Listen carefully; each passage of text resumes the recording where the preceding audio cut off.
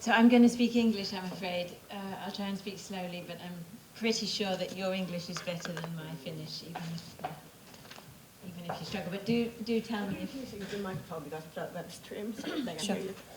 Or that one, whichever you like. Do tell me if anything's unclear, if I've gone too fast at any point. Do bring it up. So I'm here to talk about a project that we're just beginning jointly with Keinoja and the Ministry for Social Affairs. We're really at the beginning of the project, so it's more to outline what we're doing, what we plan to do, and show you some very initial results. But I'd also really like to encourage you to think about the approach and how you think it can be useful for Finland and really interact. So please don't feel shy to ask questions or give me your comments. So let's just start with some figures that you know probably better even than I do. Here I'm just plotting the employment rate. So I've written unemployment rate at the top, but employment rate in Finland, and then the target of 75%. So you can see that over the last few years, you've made some progress towards the target, but different progress among different groups. So you see among women, the uptick has been slightly more limited. In some of the regions outside Helsinki, again, the employment rates are slightly lower. Among older workers and among youth, they're even lower still. But among other groups, there is, this 75% is already been achieved and outdone. So when we're trying to think how to get the total up to 75%, this project is about trying to find out where can we find those extra percentage points. So that's the rate, and here you see I've indexed it just so that you can see some of the progress in recent years of the various groups. Clearly, older workers, the employment rates increased much more significantly than among younger workers. And actually, among some of those workers that have high employment rates, the progress in increasing those employment rates further has been more limited. So how are we going to find those additional percentage points and raise employment still further?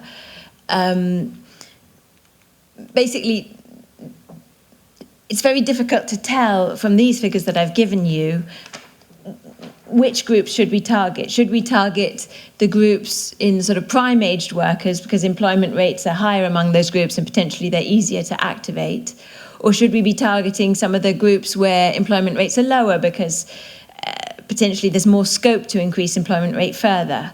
Well, really, you can't tell from these figures. It's very difficult to know. So this project is about trying to find out where we can best target our efforts and how we can best target our efforts in order to increase employment rates and among which groups. So what I want to tell you is, while we can't tell very much from those initial statistics I showed you, we often base employment policy on those exact disaggregations. So we're using that data to try and form our employment policy. At the same time, it's not very informative about who is most likely to be able to help, most easily helped into work. So I would argue that existing labour market index have no clear link to the actual barriers that are facing those individuals between. So an older worker is not a needy group just because they're old. Old isn't a barrier. Young isn't a barrier. Migrant isn't in itself a barrier. But these groups tend to face particular barriers. That's why we often lump them together in our labour market statistics. So, for example, if we take the example of migrant, language is often a barrier that a migrant might face, or having their qualifications recognised might be a barrier that a migrant might face. But migrant in itself is not or should not be a barrier. So this project is really about targeting the barriers and looking into the barriers that groups face rather than the identity of the individual themselves. And within some of the groups, I would argue within some of the groups that we often look at, for example, a female migrant, even within that group, the barriers facing different individuals within that group can be quite different. One may have substantial language difficulties and heavy childcare duties. Another may be from a fairly affluent family and may not have a strong financial need to work. So their reasons for being in unemployment or in inactivity might be quite different, despite the fact that they share some of these demographic characteristics that we often use to define our groups.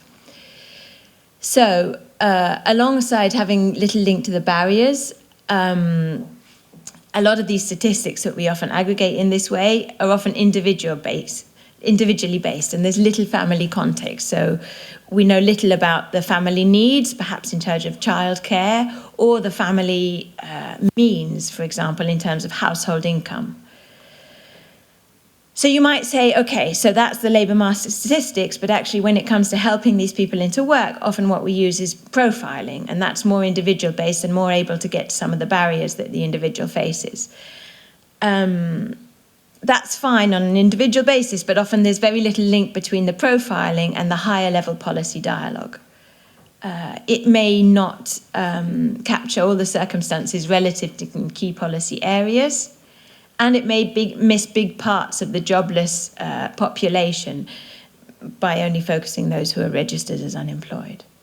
So the approach that we're taking in this project is really people-centered and focusing on the people, the barriers that they face, but trying to bring that up to the aggregate level and to the bird's eye level so that we can see how do we need to define our policies, how do we need to coordinate which policies, how do we need to sequence the policies in order to target groups that face similar hurdles but maybe multiple barriers, thereby identifying untapped sources of employment growth, understanding why some approaches are perhaps not having the impact that we would have hoped, and facilitating a cross-sectional perspective on policy challenges, trying to overcome the siloed approach where each service is undertaken in isolation of the other services, despite the multiple needs of the individuals they're trying to help.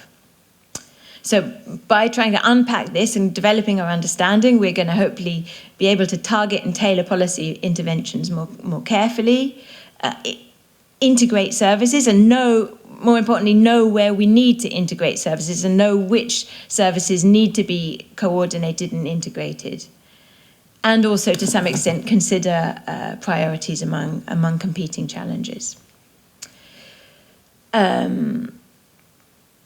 So, how are we going to do this?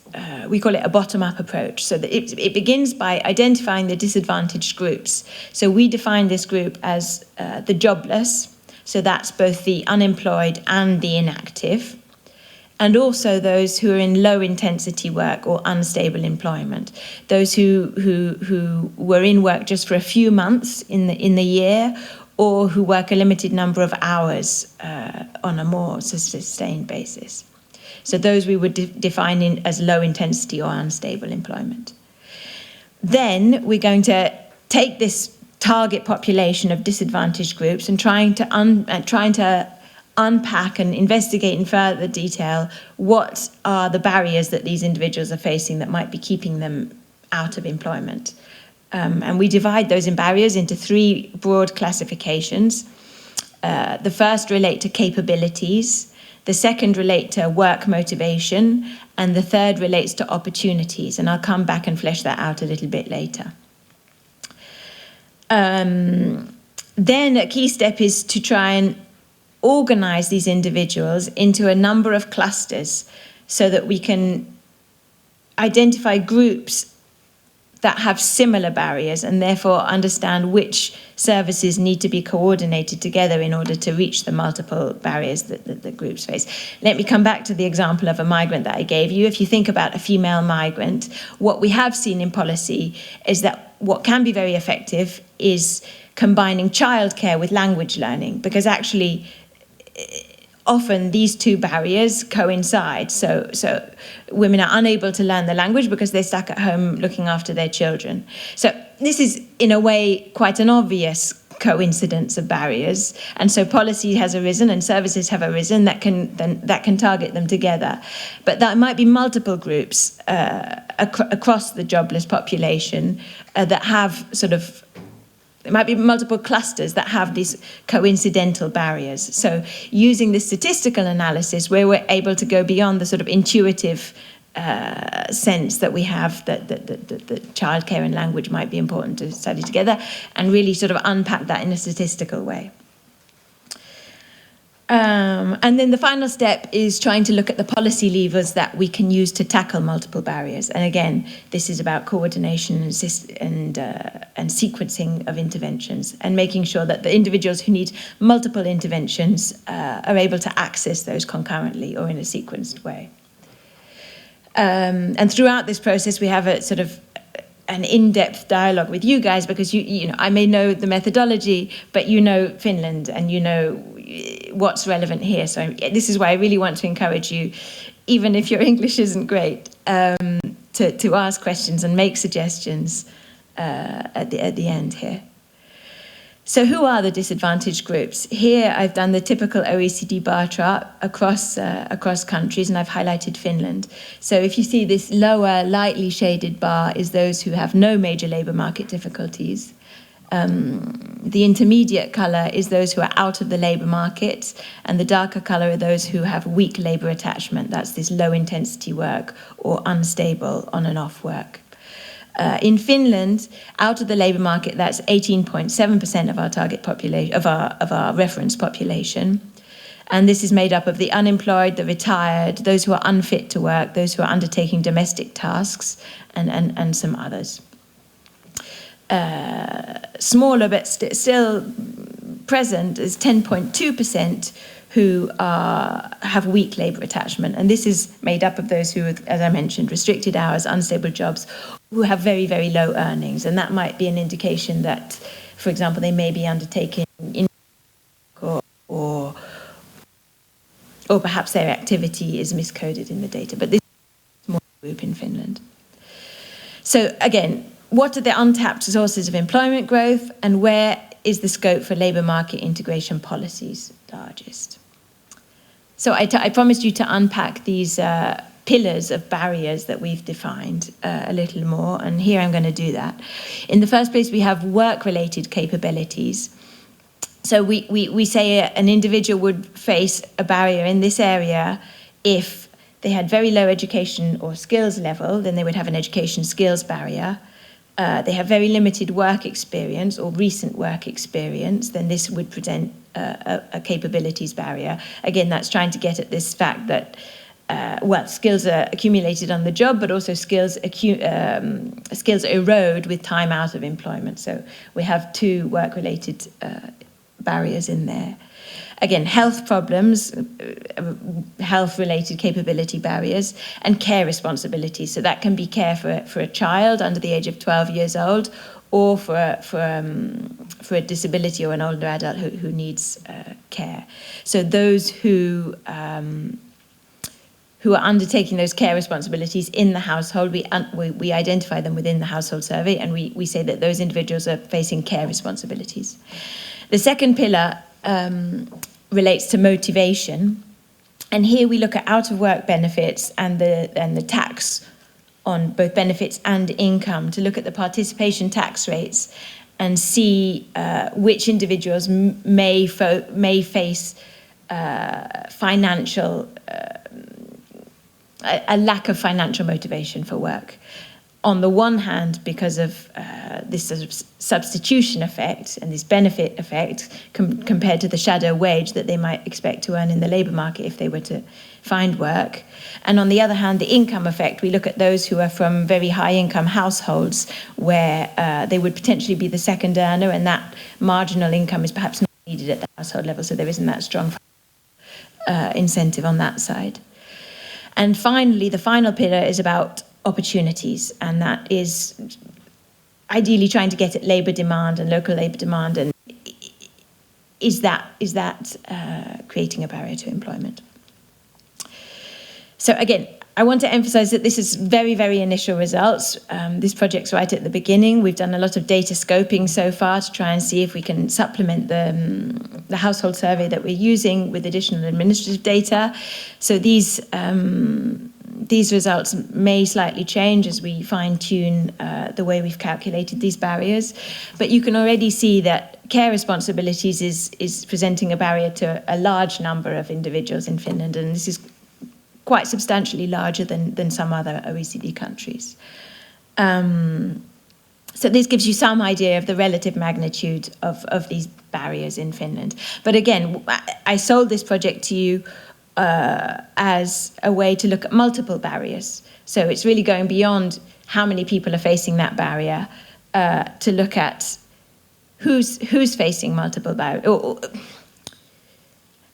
who's facing multiple barriers and what clusters are they.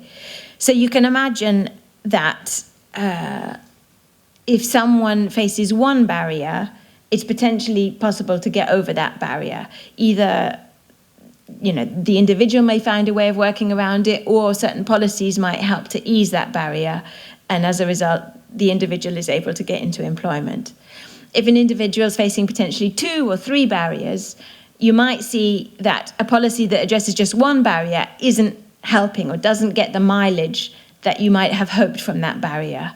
And it's only by addressing those 2 barriers together that the individual can find their way into employment, 2 or 3 individuals. And then there's individuals who face multiple barriers, and for them, that's potentially beyond even the scope of this project, in the sense that those individuals might, addressing 1, 2, or even 3 barriers isn't going to clear the pathway to the labour market, and that's where really intensive support is probably going to come in, and careful profiling.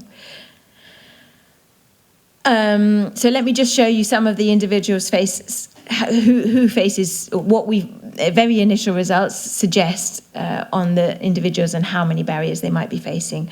Among those who are in employment, you can see that the majority actually don't face barriers to work, and the remainder, most of them, face just one barrier. But among those who have potential labour market difficulties, so those who are in unemployment, who are in inactivity, or who have weak labour market attachment, a larger number have faced just one barrier. A much larger proportion face 2 barriers, and there are even individuals facing 3 barriers, 4 barriers, or more barriers. So some individuals are really facing a lot more, and perhaps just attacking one barrier at a time isn't going to achieve the mileage that one might hope. And we really need to think about synchronizing and coordinating interventions in a way to help individuals get past those multiple concurrent barriers. So this is just a slide to illustrate a bit more carefully about what I was saying about dividing the jobless into sort of more coherent groups. So job seekers tend to be a large group. The reasons for joblessness are very messy. We know very little. If we target one policy at everybody facing, irrespective of their circumstances, we're likely to catch the low-hanging fruit, those who are just facing potentially one barrier. We lift them out of it, and maybe that will work.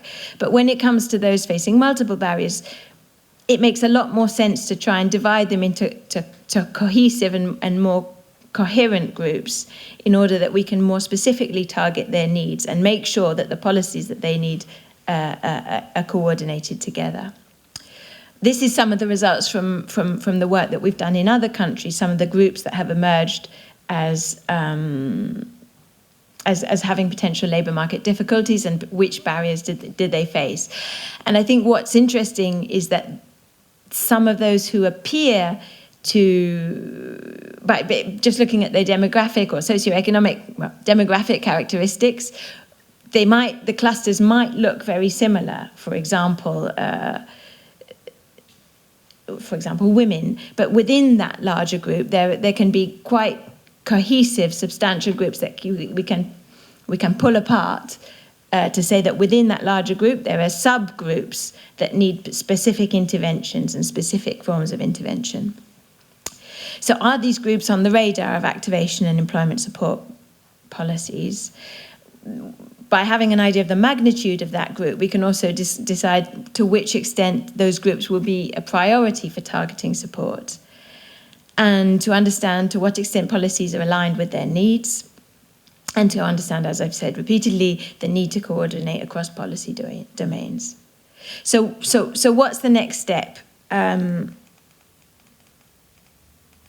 it's too far back. I won't go all the way back.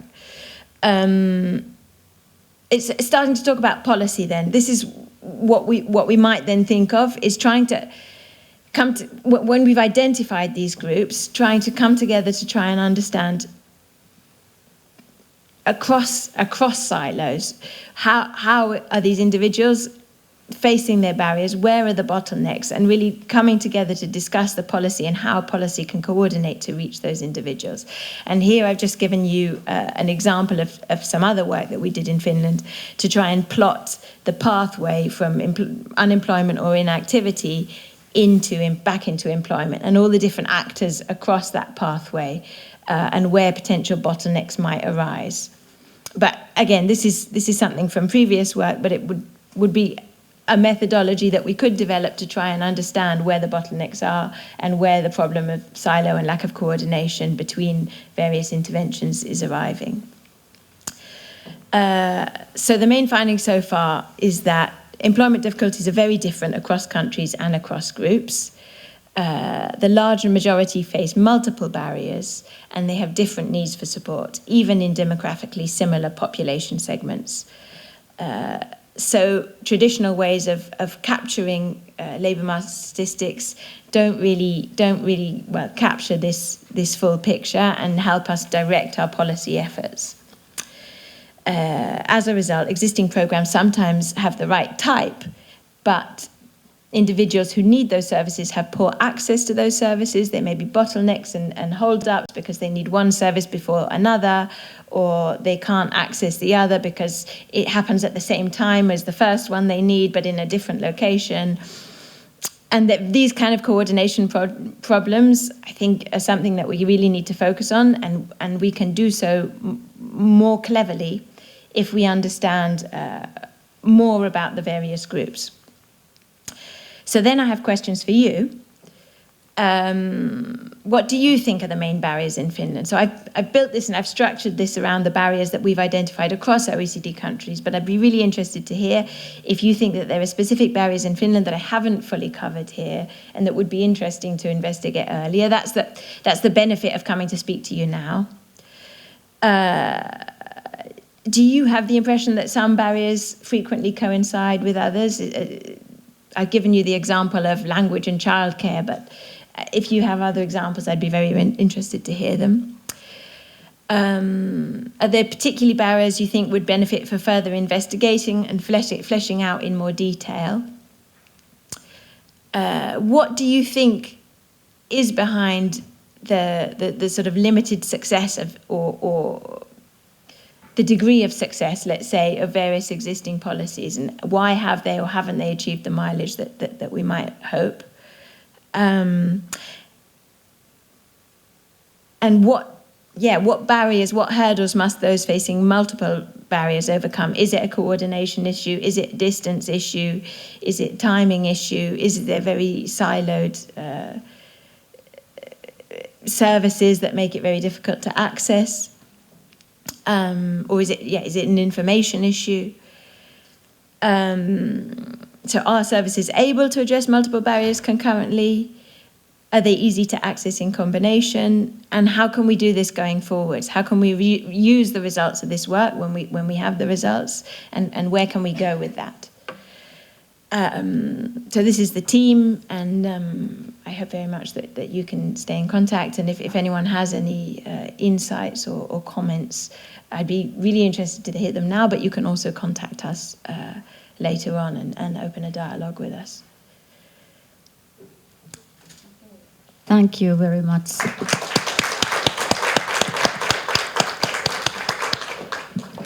Okay, if you want to comment something or ask questions or comment. So we have some time here.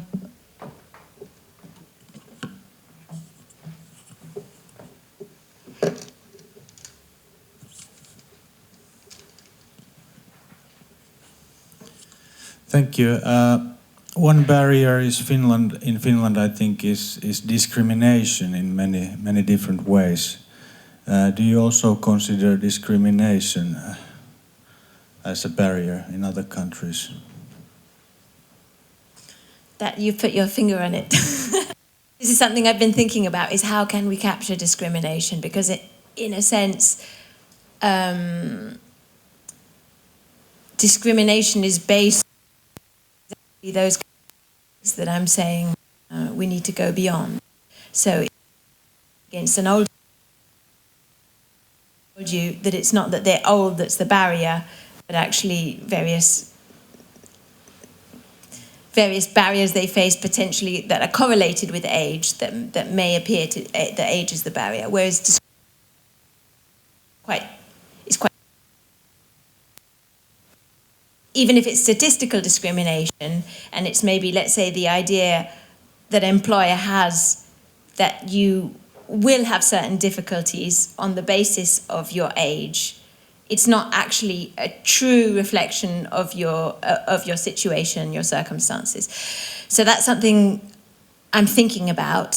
I'd be very happy to hear any suggestions you might have. One thing I slightly looked at and I need to look at more is for example, in age, if the discrimination comes from the higher social insurance contributions that employers need to make in the case of an older worker, that's something that is more tangible and could potentially be put into the model. But again, it's something I'm thinking of, and I'd be very happy to hear your suggestions on.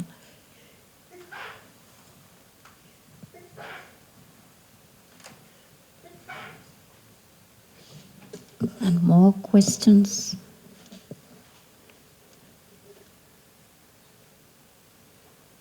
Or comments?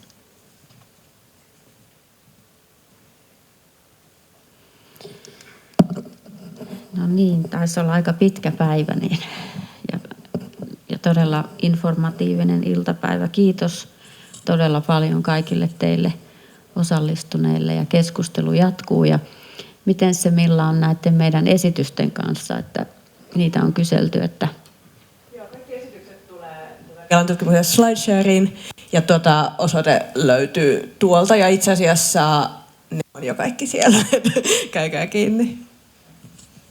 No niin, kiitos vielä kerran ja sitä ei tiedä, jos tapaamme vielä joskus uudelleen tässä, jos tutkimuksia ilmaantuu lisää.